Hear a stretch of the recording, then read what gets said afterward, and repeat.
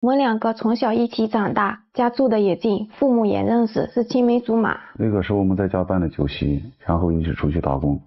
他跟我确实吃了不少的苦。他现在知道我不容易了，我给他生这个孩子吃了多少苦，受了多少罪。他是怎么对我的？在我怀孕期间，他竟然给别的女人好上了。我知道我错了，对不起。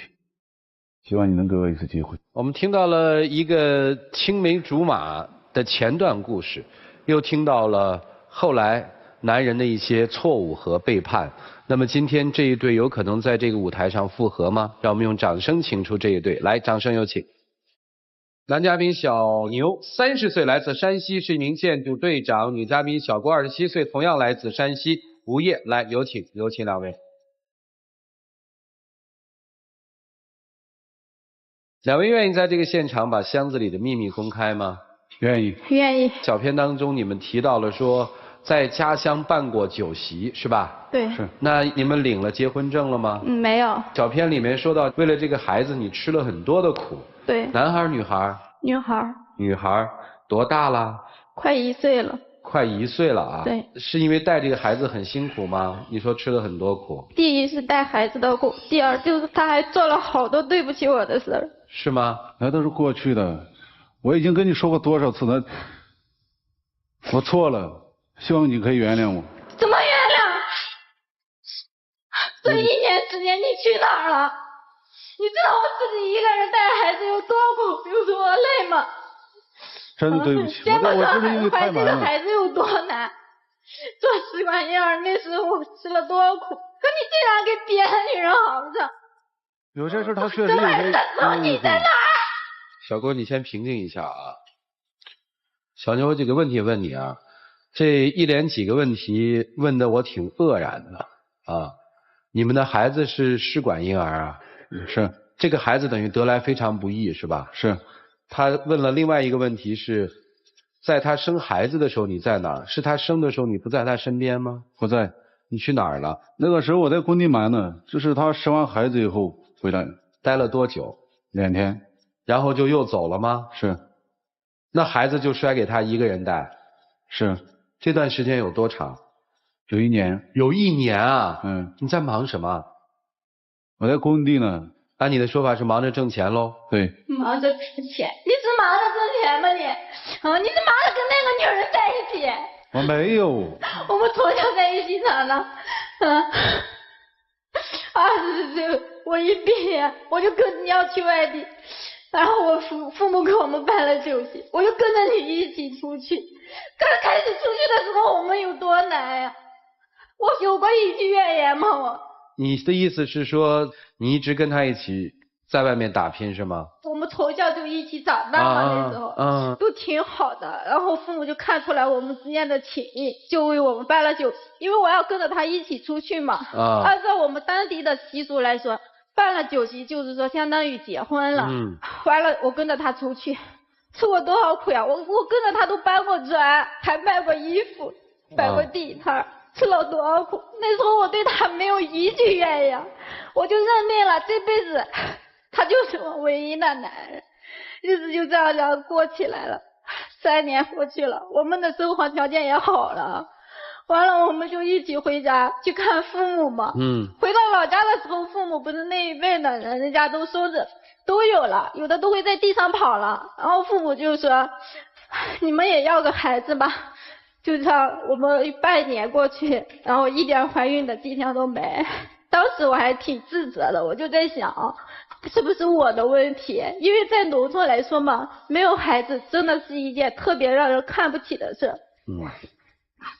我背着他去医院做了检查，结果我的一切正常。回家以后我就跟他说，我说要不你也一起去医院做个检查吧。检查的结果就是他有问题。当我们听到这个消息的时候，他就感觉天都要塌下来了，天天的就喝酒呀，喝完以后就抱着我说不让我离开呢。清醒的时候就说你离开我吧，趁年轻还找一个好的。但是我怎么可能离开他嘛？我对他特别依赖，我根本就离不开他的。我爸妈就因为这跟我吵，当时我爸就是说他身体那样还喝酒，你以后的生活希望在哪里？没孩子咋了？没孩子我们可以去抱养，没孩子也可以过一辈子呀，只要2个人在一起就好了嘛。就后来他见我不会离开他，然后我每天去在他身边陪着他，然后那时候他也就重新振作了起来，我们又重新出去打拼事业。在一次朋友聚会上嘛，我就听到我朋友说他们身边的朋友有一个就是说可以做试管婴儿，人家还成功怀孕了。这时候然后我听到这个消息的时候，我心里面高兴的，当时我就立马赶紧回家把这个情况给他说了一下，我们俩就去医院做这个试管婴儿了嘛。就因为这个试管婴儿，我们天天的往医院跑。那时候我每天打针、抽血、做 B 超，那日子就不知道是怎么过来的。皇天不负苦心人，我怀孕了。知道这个消息以后，他爸妈说是回家吧，回家养胎。他8月份把我送回家的，10月份还回来看过我，待了2天就走了。我当时心里边在想，他可能就是因为工地上确实有事儿，从10月份出去以后，然后就电话也少了。那是因为我忙，工地上确实是忙，确实忙。是忙呢还是干其他的事儿呀？我没有，忙还在小便。每天就是工作，你又不是不知道。那过年回家的时候呢？过年回家你都干嘛了呀？你天天就抱个手机，在那打电话发信息，你以为我不知道？那确实是工作上的事。那个女人怎么回事啊？你以为我不知道？有一次嘛，她出去，我就好奇，把那手机拿出来，我就在那看。我一看一个手机号天天在打，一天好几次的在打，然后我就试着就拨出去了嘛，我还没说话呢，那边就传来一个女的声音，说亲爱的咋的又想我了。当我听到这句话的时候，我觉得恶心。能问2位一句吗？小牛今天为什么来啊？我今天就是想给我老婆道个歉，希望她原谅我。以前为什么道歉？我确实是做过一些对不起她的事，给我一次机会。我不相信他，我真的不敢再相信这个男人。过年回家那次，我们不是吵起来了，他当时给我道了歉，他也保证过了，年后他就去工地上上班了嘛，然后天天也给我打电话，那我也觉得挺好的，就这样子，然后快到预产期了嘛，预产期的前几天我跟他说，我说你提前回来吧，他也答应我了，说回来，可是就在预产期的前2天，他告诉我说是回不来了。我说回不来就回不来吧，工地上临时有急事嘛。可生完孩子以后，他回来看我，他抱着孩子挺高兴的，住了几天他就走了。走了以后没过多久，就是1个多月的时间吧。当时我刚出月子嘛那会儿，完了就有一个女的给我打电话，然后说你离开他吧，你站着他干什么呀？你不要在这儿霸占着不放了。他是跟你胡说八道，那个时候他就是跟你胡说八道。还胡说八道呢？你以为我不知道？他都告诉我了，他说你知道你生孩子的时候他在干嘛吗？他在跟我外地旅游去了。没有，我每天就是在工地，我哪儿都没去。没有，那我为什么给你打电话证实这件事情的时候，你手机一直关机啊？那是因为没电了。1天没电，2天没电能行，1个月没电能行，1年没电啊！别生气了好吗？后来对不起，我真的错。手机不通，一直关机，然后我就跟他那个哥们儿，工地上那哥们儿打电话嘛，人家说嫂子你别问了，我真的不知道。对不起老婆，以前那些事儿，我确实做的根本不行，每一个男人都不会像我这样。你现在跟那位女士还有瓜葛吗？没了，早就没了。这次我来这儿，从山西跑过来，就是在这儿跟他真心真意跟他说一句对不起，我错了，希望他可以原谅我。怎么原谅呀？毕竟我们都有孩子，我们孩子都快1岁了，你不知道吗？这1年时间，你知道我是怎么过来的吗？孩子生病的时候你在哪？孩子发高烧住院的时候你在哪？小郭，我相信你受了很多的苦，对吧？对。生活还要继续吗？我们还要往前走吗？对，为了孩子我也会的。我也知道你内心的那种不平静，但是今天我们来到这儿，是不是想找一个更好的方向，是吗？对。所以接下来的时间，我要求你们2位认真的听一听老师们的建议，我们一起进入丘比特问卷。说实在的哈，我心里挺难过的。我觉得人能够青梅竹马的在一起走到现在是非常不容易的事情。一个男人要有责任，要有担当，要对你的妻子和你的孩子，对你的家人要充满了爱。但是你今天能够认识到，能够了结那段的感情，能够重新回到你的家庭里面来说，我觉得也是好的。希望你以后继续把那个不好的东西都去掉，能够担起责任，照顾你的家人、你的孩子。还有这位女士哈，我知道你心里那种苦，可是有的时候生活就是这样的。你刚才那些抱怨啊，我都能够看得到。你恨他，我也可以理解。但是你有的时候，我想你也可以静下心来想想，这个男人在外面努力，他去挣钱去打拼，你给了他什么？有的时候埋怨别人太多，可能也要回过头来看看自己，可能才会走得更远更美好。希望你们好。很多人说男人有了钱就会变坏，还有很多人在问为什么很多夫妻能够共苦但不能同甘。首先，为什么可以一起共苦？究其原因，就是当时苦的那会儿，知道感恩，大家的心都往一个方向想，劲儿都往一个方向使，别无他念，哎，出来了点成就。当经济上有一些富裕了，当这个家庭慢慢的向好的时候，女人通常是心往家里使。而有的男人这会儿就胡思乱想了，说不好听的就忘本了。所以究其关键，这次你们是否真是可以和好，或者说你男人的心真是要回来了吗？我想问你一个问题，为什么站在这里，在外头跟那个女人不好吗？不好。啊，怎么不好？没有老婆好。哪儿没有老婆好？哪儿都没有。那他生孩子的时候，你为什么不在身边？他跟你搬过砖、摆过地摊，为你这么艰难的要一个小孩，为什么当时出轨了？但是我也不知道怎么就鬼迷心窍了。鬼迷心窍，色迷你心窍了吧？鬼迷心窍，你好意思说？所以我觉得解决这个问题的根源就在于你为什么回来了？因为我爱他。不挺开心的吗？花天酒地还出去旅游，啊，不挺好的吗？享受去啊，干嘛回来？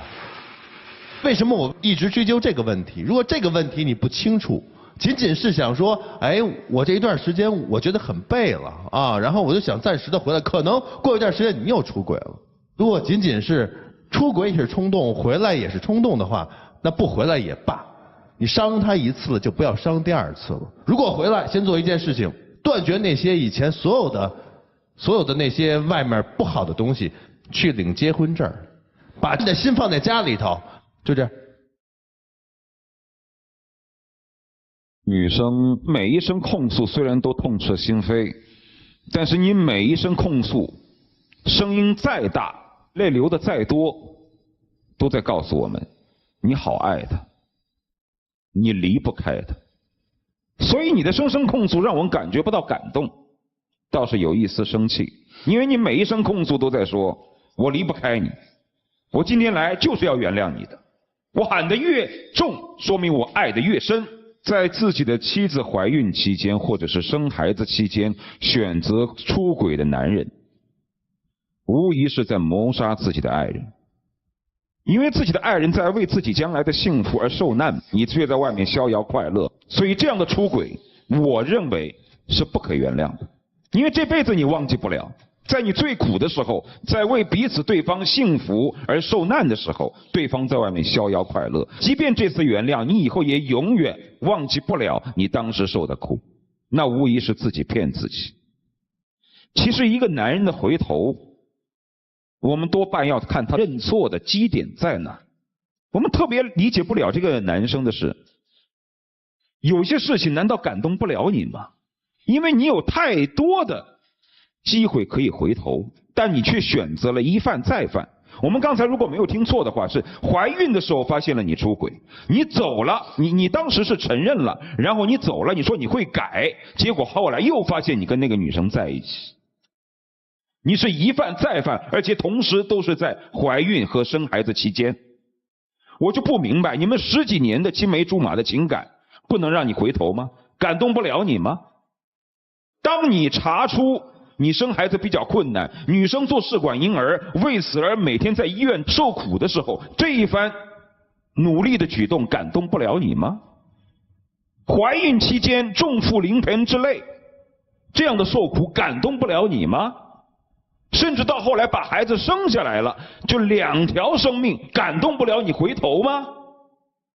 这所有的加起来，一切都抵不过那个女人吗？你还跟那个女人那1年在外面。所以说，从种种这种所谓的感动来说，如果这样的付出和所有的情感叠加在一块儿都没有办法感动你，那我只能说你这个男生今天的认错，我大概是认为希望不大，因为你有太多的时间可以回头。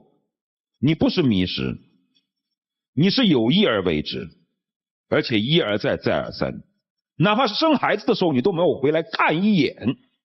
所以基于我所说的上述原因，我给你的很大的建议就是，这样的男人他是认错理由不充分，你曾经用过这么多人生当中的付出和你的孩子都没办法感动得了他，我认为这个男生改好的希望不大，以后犯错的几率十分之大。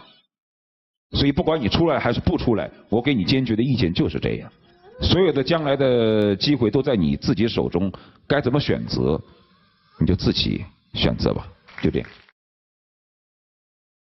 有些事情摆在那里，是非曲直已经有了。我只想提醒女生一件事儿，自己的人生是握在自己手里的。大概这是很多女性的一个误区。我们交出的是爱情，是情感，而不是我们的人生。如果当你爱上一个人，把你人生的所有的东西毫无保留地交给他的时候，其实就意味着你的未来已经在他的手里了。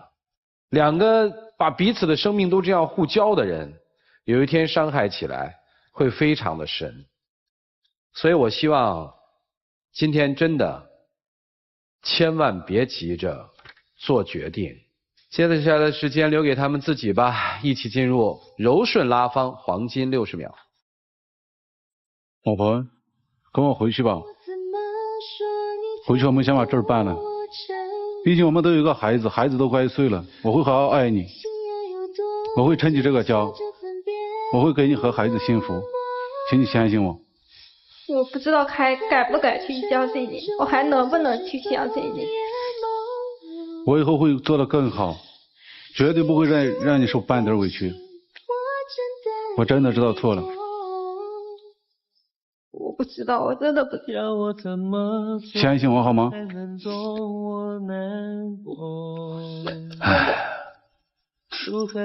看在孩子的份上，你原谅我一次，好不好？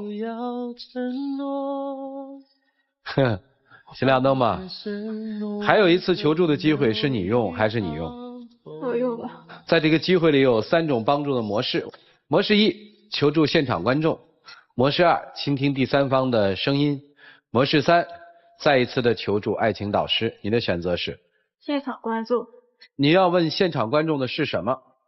我到底能不能再相信这个男人？来，各位请拿起手里的表决器。你们看好他们复合吗？看好选赞成，不看好选反对。来，请选择。好，现场28%的观众看好，72%的观众是不看好的。咱们听听理由吧，帮他问问吧。今天来参加这个节目，我挺荣幸的。我也是山西的，在这碰到老乡了。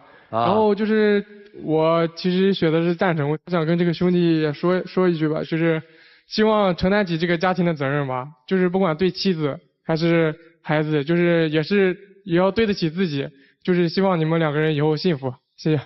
谢谢哈。我投的是反对的票。女人嘛，最需要就是关心和帮助的时候，然后她背叛了，所以我觉得不应该。哎，2位换箱子吧。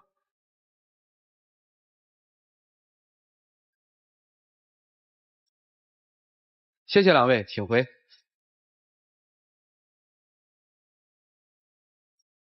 请关门。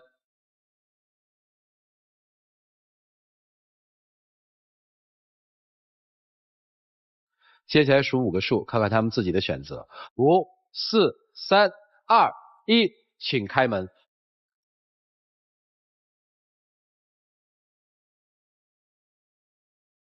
就是爱你爱着你，鼓掌吧，鼓掌吧，这就是生活。来吧，现场成功复合或牵手的嘉宾将会获得由暴龙眼镜提供的情侣眼镜一副。成功复合的嘉宾朋友将获得休闲旅游领导者途牛旅游网提供的价值500到3000元不等的一个旅游基金。你们喊开始，你们自己喊停。来吧，你走。开始。停。接下来有请我们的小花童。在这里要感谢暴龙眼镜为牵手嘉宾提供的牵手大奖。来，两位。还有礼物呢？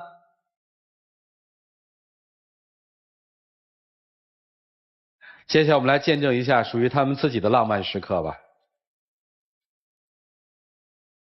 嫁给我吧，老婆。